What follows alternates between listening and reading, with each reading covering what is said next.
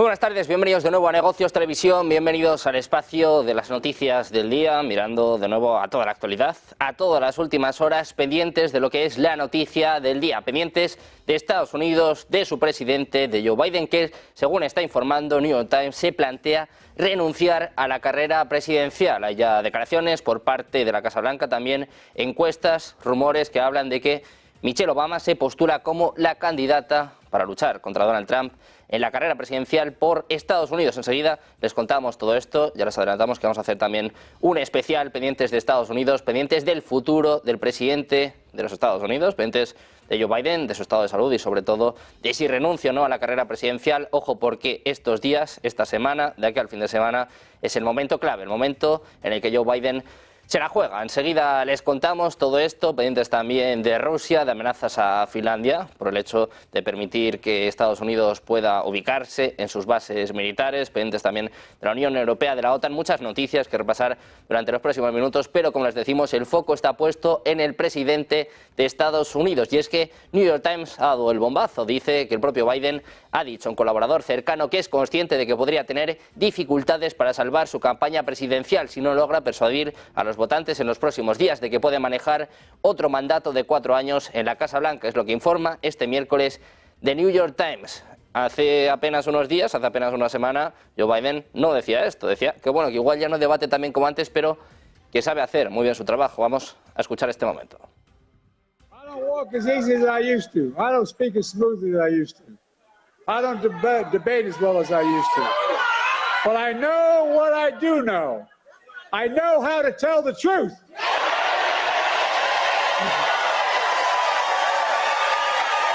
I know right from wrong. And I know how to do this job. I know how to get things done. And I know, like millions of Americans know, when you get knocked down, you get back up.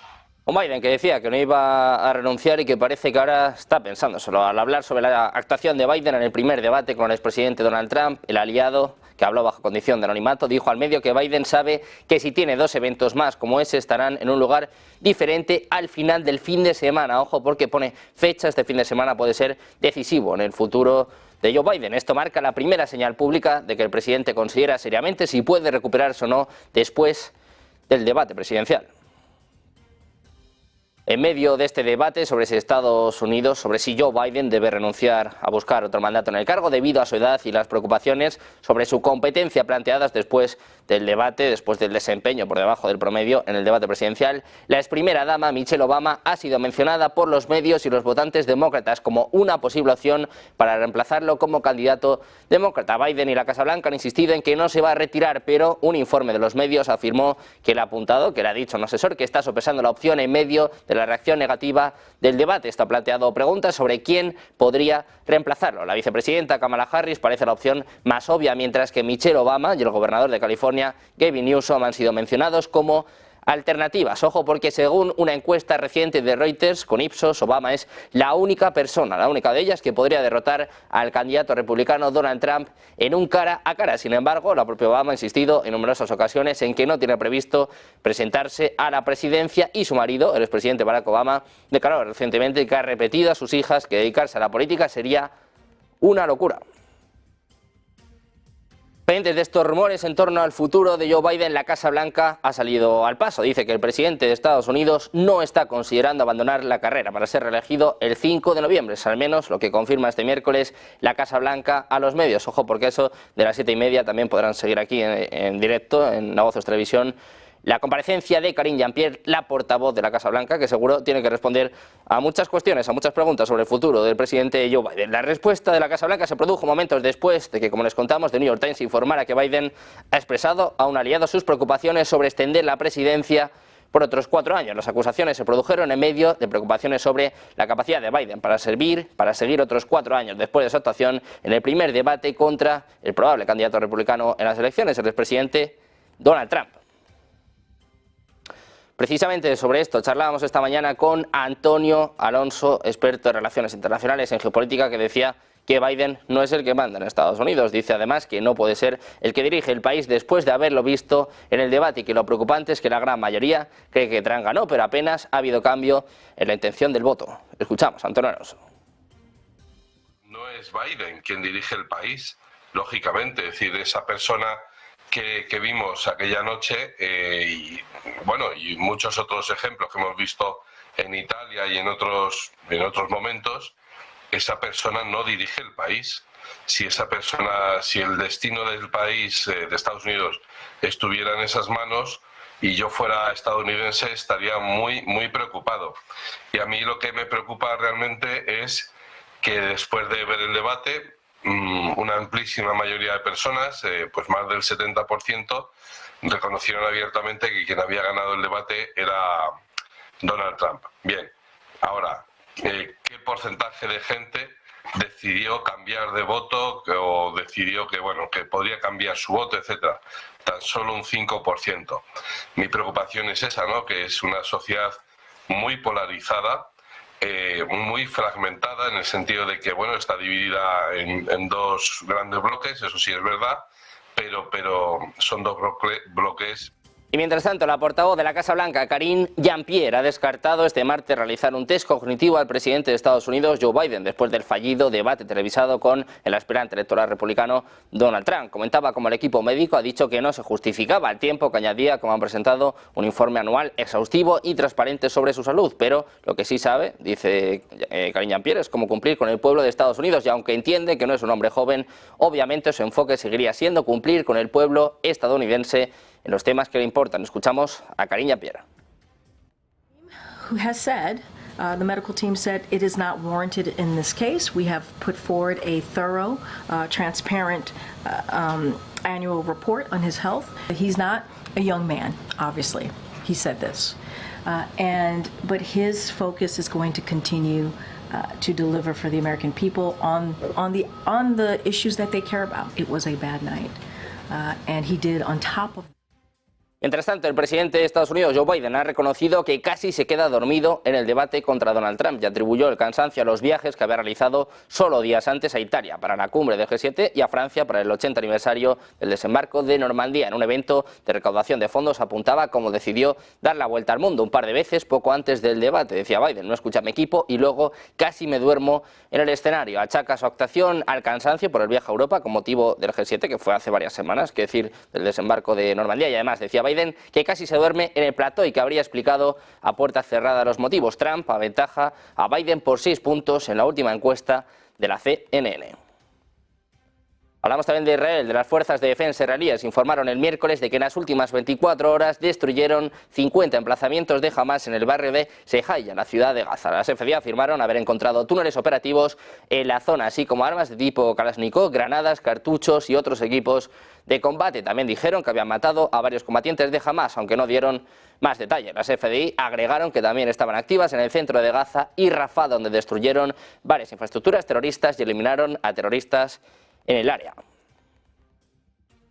Israel y las Naciones Unidas están actualmente en conversaciones sobre el despliegue del sistema de comunicaciones SpaceX Starlink de Elon Musk en la franja de Gaza para mejorar la seguridad de los trabajadores humanitarios de la ONU que operan dentro del enclave. Es lo que informa Axios este miércoles, citando a 3 funcionarios israelíes y un funcionario de la ONU. Las fuentes añadieron que la ONU comunicó a Israel que el sistema Starlink, que es un requisito previo para que la organización reanude plenamente la distribución de ayuda en toda la franja. Esta petición se produce después de que la ONU redujera sus operaciones en Gaza y advirtiera de que cesaría por completo sus actividades allí si Israel no tomaba medidas inmediatas para garantizar la seguridad de los trabajadores humanitarios. Anteriormente, el Ministerio de Comunicaciones israelí había aprobado el uso de los servicios de Starlink en un hospital de campaña de los Emiratos Árabes Unidos ubicado en Rafah, así como en el propio Israel. Sin embargo, esta aprobación estaba supeditada a la implementación de varias medidas para impedir que Hamas utilizara su servicio de Internet por satélite.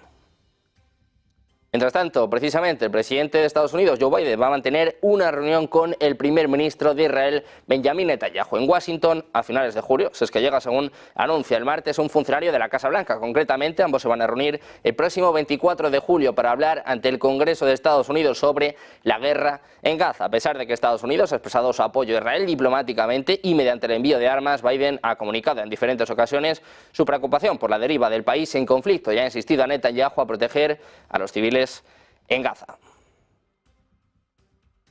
Miramos también a Francia. El presidente francés Emmanuel Macron se ha entrevistado este martes con el primer ministro Benjamin Netanyahu y destacó la absoluta necesidad de evitar una escalada entre Israel y Hezbollah en Líbano. Reiteró su extrema preocupación por el aumento de las tensiones entre Hezbollah e Israel a lo largo de la frontera de la línea azul y subrayó la absoluta necesidad de evitar una escalada que perjudicaría los intereses tanto de Líbano como de Israel y representaría una amenaza particularmente peligrosa para la estabilidad regional, es lo que indica el Palacio del Elíseo en un comunicado. El embajador de Chipre en Líbano ha dicho este martes que la nación insular mediterránea no va a permitir que Israel utilice su territorio para lanzar ataques contra ella. Dice literalmente: reafirmamos la posición de nuestro país en cuanto a no permitir el uso de tierras chipriotas como plataforma de lanzamiento para una invasión militar contra el Líbano. En este sentido, la embajadora apuntaba durante una reunión con el presidente del Comité de Asuntos Exteriores y Emigrantes del Parlamento libanés esta cuestión. Hablamos también de Irán. Su gobierno ha anunciado este miércoles la imposición de sanciones contra 11 ciudadanos de Estados Unidos por violaciones de los derechos humanos durante la represión de las manifestaciones pro-Palestina registradas durante las últimas semanas en varios campos universitarios del país norteamericano. El Ministerio de Exteriores iraní ha señalado que las sanciones van en línea con la ley contra las violaciones de los derechos humanos y las acciones terroristas de Estados Unidos en la región. Agrega que afecta a personas implicadas en la represión de protestas pacíficas en apoyo al oprimido pueblo palestino y en contra de los crímenes de Israel en Gaza. Los afectados por las sanciones son encargados de seguridad en universidades y estados de Estados Unidos, entre ellos Georgia, Florida, New Haven, Texas, Massachusetts, India, Arizona y el Distrito de Columbia, según un comunicado publicado a través de la página web del Ministerio de Exteriores iraní. Pendientes también de China y de Cuba, que está construyendo un nuevo radar que probablemente será capaz de espiar a la cercana base naval de la bahía de Guantánamo, según descubrió un grupo de expertos de Washington usando imágenes satelitales. La última actualización a las capacidades de vigilancia del país, que durante mucho tiempo se creyó vinculadas a China. La base en construcción desde 2021, pero de la que no se informó públicamente con anterioridad, está al este de la ciudad de Santiago de Cuba, cerca del barrio El Salao, según dijo el Centro de Estudios Estratégicos Internacionales en un informe publicado el lunes y posteriormente citado por Wall Street Journal. El viceministro de Relaciones Exteriores de Cuba, Carlos Fernández de Cosío, negó que Cuba albergue intereses militares chinos en la isla. The Wall Street Journal persiste, dice Cuba, en lanzar una campaña de intimidación relacionada con Cuba sin citar una fuente verificable ni mostrar evidencias. Busca asustar al público con cuentos sobre bases militares chinas que no existen y que nadie ha visto, incluida la Embajada de Estados Unidos en Cuba.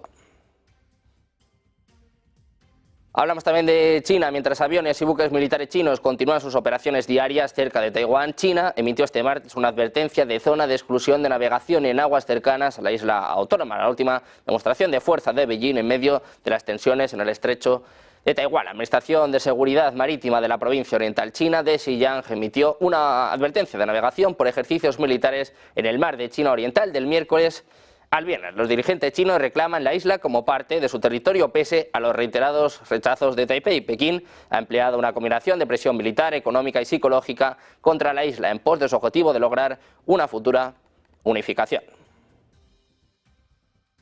Desde China, Estados Unidos ha añadido a 6 empresas a su lista de restricciones comerciales, incluidas 4 por sus vínculos con el entrenamiento de las fuerzas militares de China. Según una publicación del gobierno, 2 de las empresas están en China, una en Sudáfrica, 2 en los Emiratos Árabes Unidos y una en Gran Bretaña. Las empresas incluidas en esta lista de entidades, supervisada por el Departamento de Comercio de Estados Unidos, necesitan licencias para enviarles bienes y tecnología estadounidenses, que probablemente les serán denegadas. Hablamos también de Francia, de la segunda vuelta electoral, y es que los opositores a la Agrupación Nacional de Francia, de los de Marine Le Pen, han intensificado sus esfuerzos para impedir que su partido llega al poder después de que más candidatos acordaran retirarse de las elecciones de este fin de semana para evitar dividir el voto. En concreto, en las circunscripciones en Liza, 218 candidatos han confirmado que no se presentarán a la segunda vuelta de las elecciones del domingo para el Parlamento francés de 577 escaños. La mayoría de las renuncias venían de las izquierdas, con 130 abandonos frente a los 82 de los macronistas. El objetivo es evitar que se repita lo que se vivió en la primera vuelta del domingo, con una histórica victoria de Marine Le Pen con el 33,15% de los votos.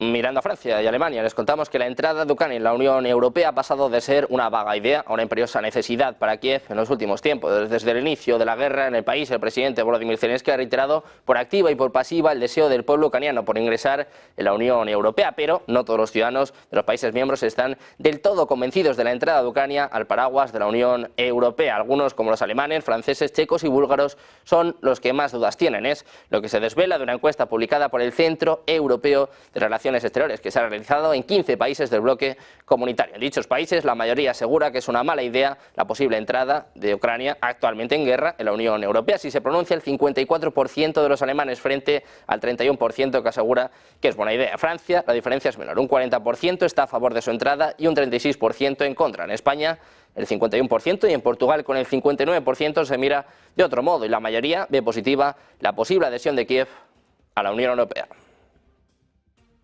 Y hablando de Alemania, les contamos que Olaf Scholz dice que nunca van a poder apoyar el establecimiento de un alto el fuego en Ucrania, que llevaría a la capitulación de Kiev. Es lo que afirma el canciller alemán en el Bundestag. Dice que, en su opinión, en Alemania nunca podrán apoyar una tregua cuyo objetivo sea la capitulación de Ucrania. Es lo que afirma el jefe de gobierno, respondiendo a las preguntas de los diputados del Bundestag. Scholz también criticó nuevamente la iniciativa de paz del presidente ruso Vladimir Putin en Ucrania. El 14 de junio, como saben, Putin, en una reunión con la dirección del Ministerio de Asuntos Exteriores, habló sobre el colapso del anterior sistema de seguridad euroatlántico y propuso construir una nueva arquitectura que tuviera en cuenta los intereses de todos los estados del continente. Alemania advierte, Olaf Scholz vuelve a insistir, dice que no van a apoyar una tregua que conduzca a la rendición de Ucrania.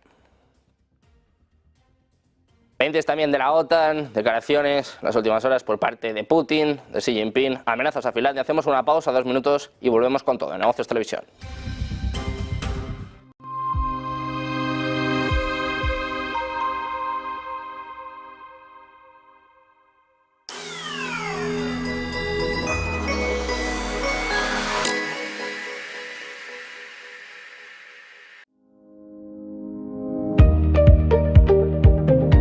Algo que a menudo la gente no da la suficiente importancia es el mercado de divisas. Y es que los cruces de divisas, que es así como se llama cuando se compara una divisa con otra, se cruzan y obtenemos un valor determinado, un valor numérico. Pero a menudo no se le da la importancia suficiente. Cuando yo me compro una camisa, probablemente haya sido diseñada, pues no lo sé, en Italia o en Francia o en cualquier sitio, ese diseño habrá sido manufacturado, vamos a decir, en China, como una de las grandes fábricas del mundo, y de ahí ya hay un cambio de divisa del euro al yuan. Una vez que haya sido facturada, probablemente haya un distribuidor por el medio que la envíe, vamos a decir, a Malasia como centro de distribución. De ahí, de nuevo, habrá un cambio de divisa. E imaginad que esta camisa ahora se va a vender, pues no lo sé, en Estados Unidos, y habrá un siguiente cambio de divisa. Todos esos pasos que vamos sufriendo, al fin y al cabo, conforman el mercado Forex, el mercado Foreigner Exchange, que es el mercado de cambio de divisas, donde no solamente se altera mediante la oferta y la demanda de inversores que entran al mercado, sino también en el comercio diario que tenemos dentro del mundo entero.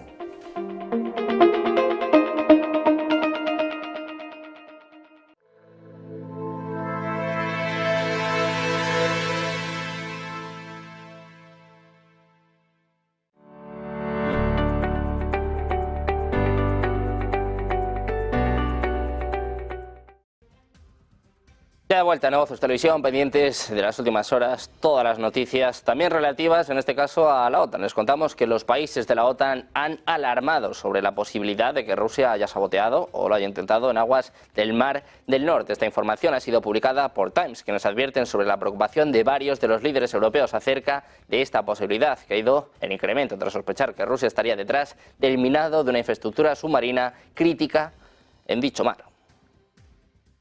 Hablando de la OTAN, los aliados han acordado financiar ayuda militar a Ucrania con 40.000 millones de euros el próximo año. Es lo que apuntan este miércoles a Reuters dos diplomáticos de Europa Occidental, una semana antes de que los líderes de la alianza se reúnan en Washington. El secretario general, Jens Stoltenberg, había pedido a los aliados que asumieran un compromiso plurianual para mantener la ayuda militar a Kiev en el mismo nivel que desde el inicio del conflicto 2022, totalizando unos 40.000 millones de euros al año. Pendientes también de Turquía, su presidente Recep Tayyip Erdogan ha dicho este miércoles a su homólogo ruso Vladimir Putin que Ankara está lista para sentar las bases para un acuerdo que podría poner fin a la guerra entre Rusia y Ucrania. Dice Erdogan, continuamos nuestros esfuerzos por establecer la paz en nuestra región y en el mundo, es lo que subrayaba Erdogan en Astana, en Kazajistán, durante una reunión con Putin. Por su parte, el jefe de Estado ruso elogió las relaciones de Ankara y Moscú. Además afirmó que a pesar de los desafíos globales actuales, los vínculos entre ambos países se están desarrollando de manera constante. Putin también se reunió con el presidente chino Xi Jinping. Hablamos también de Donald Trump. Les contamos que dos expertos en seguridad nacional vinculados al probable candidato presidencial republicano por Estados Unidos, Donald Trump, han dicho que está en conversaciones con el líder ruso Vladimir Putin sobre cuánto territorio ucraniano puede conservar Moscú. Es lo que está afirmando en las últimas horas Político. El artículo afirma que Trump está considerando un acuerdo según el cual la OTAN no se expandiría hacia el este, particularmente hacia Ucrania y Georgia, y está en conversaciones con Putin sobre cuánto territorio ucraniano puede conservar Moscú. Además, el artículo afirma que Trump no solo espera que los países europeos aumenten drásticamente su gasto en la OTAN cuando sea presidente, algo que ya ha reiterado en varias ocasiones, sino también que emprenda lo que de alguna forma apuntan a una reorientación radical de toda la OTAN. Por su parte, el presidente ucraniano Volodymyr Zelensky ha dicho que Donald Trump debería presentar su plan para poner fin rápidamente a la guerra con Rusia. Advierte que cualquier propuesta debe evitar violar la soberanía de la nación. Dice Zelensky, si Trump sabe cómo terminar esta guerra, debería decírnoslo hoy. Es lo que apuntaba en una entrevista con Bloomberg Televisión en Kiev este miércoles. Decía Zelensky que se existen peligros para la independencia de Ucrania. Si pierden la condición de Estado, quieren estar preparados para ello. Dice que quieren saberlo. El expresidente estadounidense, que lidera las encuestas frente al actual presidente Joe Biden antes de las elecciones de noviembre, se ha jactado de que pondrá fin a la guerra cuando asuma el cargo en enero. En el debate televisado de la semana pasada, Trump condenó los miles de millones de dólares gastados en la defensa de Ucrania y dijo que Kiev no está ganando la guerra. Pendientes también del presidente ruso Vladimir Putin, de la respuesta a estas palabras, a estas informaciones sobre Donald Trump, ha salido al paso Dmitry Peskov, el portavoz del Kremlin, dice que Putin no mantiene un diálogo con el propio Trump y habla, de que no tienen ningún conocimiento sobre estas cuestiones en torno a que se vaya a quedar con parte de Ucrania. Es lo que apunta el secretario de prensa del Kremlin. En concreto, cuando se le preguntó sobre tales informes en una conferencia de prensa, Peskov los negó rápidamente. Durante su campaña electoral, Trump afirmó repetidamente que su sucesor, Joe Biden, permitió la entrada del ejército ruso en Ucrania y que el conflicto se resolvería muy rápido, en 24 horas, incluso decía, si es reelegido.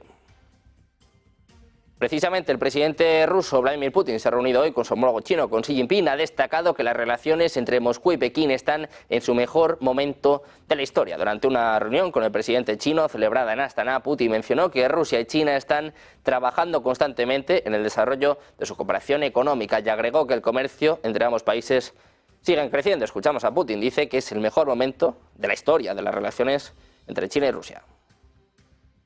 Российско-китайские отношения, всеобъемлющего партнерства и стратегического взаимодействия переживают наилучший период в своей истории. Они выстраиваются на принципе.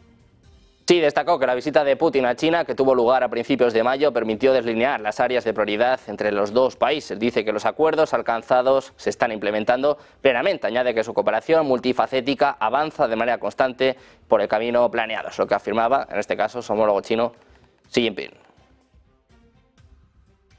Precisamente Rusia dice que va a responder a la decisión de Finlandia de conceder a Estados Unidos acceso a sus bases militares. Es lo que apunta este miércoles un portavoz del Ministerio de Asuntos Exteriores de Rusia. Dice literalmente, solo puedo confirmar que Rusia no dejará sin respuesta el aumento de la presencia militar de la OTAN en nuestra frontera, que amenaza la seguridad de la Federación Rusa. Es lo que afirma el portavoz adjunto Andrei Nastasin. Añade que también van a tomar las medidas necesarias, incluso de carácter técnico-militar, para contrarrestar las decisiones agresivas de Finlandia, así como de sus aliados de la OTAN. Precisamente mirando a la OTAN, al aumento de la presencia militar en la frontera con Rusia, hay declaraciones por parte de portavoces rusos que dicen que no va a quedar sin respuestas, lo que declara en una rueda de prensa el portavoz adjunto del Ministerio de Asuntos Exteriores de Rusia, Andrei Nastashyn. Dice literalmente: hemos discutido este tema en repetidas ocasiones, incluso en reuniones informativas, y hemos comentado sobre este tema. Solo puedo confirmar que Rusia no dejará sin respuesta la acumulación militar de la OTAN a lo largo de nuestra frontera, que amenaza la seguridad de la Federación Rusa. Es lo que dijo al comentar sobre la aprobación por parte del Parlamento finlandés de un acuerdo de defensa con Estados Unidos, según el cual Finlandia planea abrir 15 instalaciones militares a las tropas estadounidenses. Dice que Rusia está tomando todas las medidas necesarias, incluido las técnicas militares, para contrarrestar las decisiones agresivas de Finlandia y sus aliados de la OTAN. Es lo que afirma el diplomático ruso. El Ministerio de Defensa de Rusia ha informado este miércoles de la destrucción de un helicóptero Mi-24 y de vehículos de servicio de ingeniería aeronáutica en un aeródromo ucraniano en Poltava. En el ataque se emplearon sistemas de misiles tácticos operativos Iskander, según precisaba la cartera castrense, que difundió imágenes de la operación. Previamente, esta semana, las fuerzas rusas lanzaron un ataque con misiles contra el aeródromo de Mirgorod, logrando la destrucción de 7 cazas polivalentes Su-27.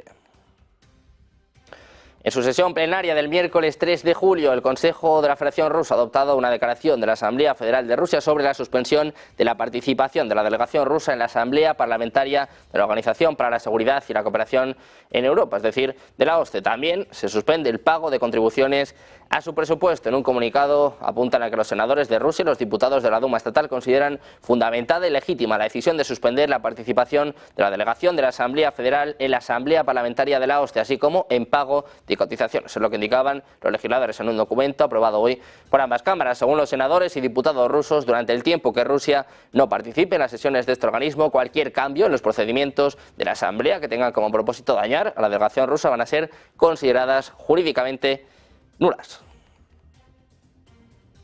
Hablamos también de Ucrania. 3 drones ucranianos han atacado una subestación eléctrica cerca de la planta nuclear de Zaporilla, controlada por Rusia, la ciudad cercana de Energodar. Es lo que informa la administración instalada por Rusia en la planta. Este miércoles, en una declaración en Telegram, la administración de la planta dijo que 8 empleados habían resultado heridos. La subestación en el sureste de Ucrania había sido dañada. La agencia estatal de noticias de Rusia, TASS, había informado anteriormente este miércoles de que los drones habían impactado en la propia planta. Ojo, porque es la central nuclear más grande de Europa. De nuevo, ataques muy cerca de la planta nuclear de Zaporilla. El presidente ucraniano Volodymyr Zelensky ha calificado la posibilidad de un nuevo intento ofensivo por parte de las Fuerzas Armadas de Ucrania como una cuestión de armar a las brigadas. Es lo que informaba la agencia Bloomberg. En una entrevista con la agencia, Zelensky afirmó que el ejército ucraniano está en mejor posición en términos de personal que hace unos meses. Dice que en mayo entró en vigor en Ucrania una ley que endurece las normas de movilización. Al mismo tiempo, Zelensky se quejó de que el equipo militar y las armas asignadas a Kiev por los aliados llegan demasiado tarde a la zona de combate. Dice Zelensky, esta es la mayor tragedia entre la decisión de asignar asistencia y el hecho mismo de su transferencia. Tenemos que esperar un tiempo muy largo. El presidente ucraniano además ha revelado este miércoles que su nación tiene la intención de presentar en breve un proyecto de resolución sobre la seguridad nuclear y la protección de las instalaciones nucleares de Ucrania, con un enfoque específico en la central nuclear de Zaporilla, a la Asamblea General de las Naciones Unidas. Dice Zelensky que se reunió con el presidente de la sesión de la Asamblea General de la ONU, Denis Francis. Dice que se trata de la primera visita a su país del presidente de la Asamblea General en casi 30 años. Anuncia Zelensky que le ha agradecido su apoyo a la primera cumbre de la paz y a su comunicado final, y que uno de los resultados prácticos de la cumbre podría ser una nueva resolución sobre la seguridad nuclear y la protección de las instalaciones nucleares de Ucrania, en particular la central nuclear de Zaporilla. Es lo que publica Zelensky en X. Tanto Moscú como Kiev se han acusado mutuamente de arriesgarse a un desastre nuclear al atacar la planta más grande de Europa desde que las fuerzas rusas tomaran la central nuclear de Seyang el 4 de marzo de 2022.